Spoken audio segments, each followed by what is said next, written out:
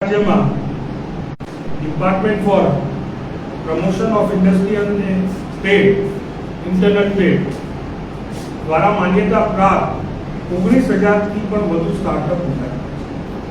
ગુજરાત સરકાર વારંવાર સ્ટાર્ટઅપ્સના નામે ગુલબંગો પોકારે, વાહવાઈ લૂંટે, પણ જ્યારે સ્ટાર્ટઅપ્સને લાભ આપવાની વાત હોય, પ્રોત્સાહિત કરવાની વાત હોય, તો ક્યાંક ને ક્યાંક તેમને સ્પર્ધામાંથી બહાર કરે.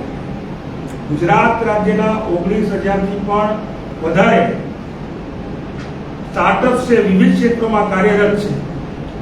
તેમની પરિસ્થિતિ એવી છે કે સરકાર વર્ષે 80,000 કરોડથી પણ વધારે 80,000 કરોડથી 1,00,000 કરોડ સુધીની સરકારી ખરીદ પ્રોડક્ટ્સ અને સેવાની ખરીદી કરે છે. તેનો માત્ર 1% એટલે કે માત્ર 1,000 કરોડનો જ લાભ એ આ સ્ટાર્ટઅપ્સને મળી રહ્યો છે. ગુજરાત રાજ્યની પોતાની policy, Gujarat state procurement policy વર્ષ 2024, એ પહેલા કેન્દ્ર સરકારની 2012ની પ્રોક્યોરમેન્ટ પોલિસી, ત્યારબાદ નરેન્દ્રભાઈની સરકાર આવ્યા પછી 2017ની મેક ઇન ઇન્ડિયા પોલિસી, તેમાં પણ પ્રોત્સાહિત કરવા માટે, સ્ટાર્ટઅપ્સને પ્રોત્સાહિત કરવા માટે જે સ્ટાર્ટઅપ્સને સરકારી ટેન્ડરોમાં છૂટછાટ આપવી જોઈએ તેની સ્પષ્ટ જોગવાઈ છે.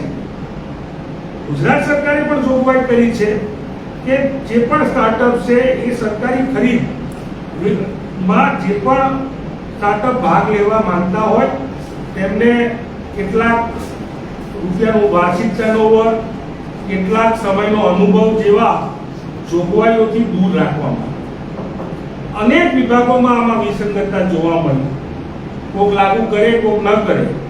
આ સ્પષ્ટ દર્શાવે છે કે સરકારમાં બેઠેલા લોકો, કારણ કે સ્પષ્ટપણે આદેશ છે, બોર્ડ નિગમ હોય, વિવિધ વિભાગો હોય, જેને કહી શકાય કે સ્થાનિક સ્વરાજની સંસ્થા હોય, તેમાં ક્લેરિટી છે કે તમારે જે ગુજરાત રાજ્યના સ્ટાર્ટઅપ્સ છે તેના માટે થઈ, તેને પ્રોત્સાહન આપવા માટે થઈ, અનુભવની જોગવાઈ હોય, વાર્ષિક ટર્નઓવરની જોગવાઈ હોય, તેમાં છૂટછાટ આપો.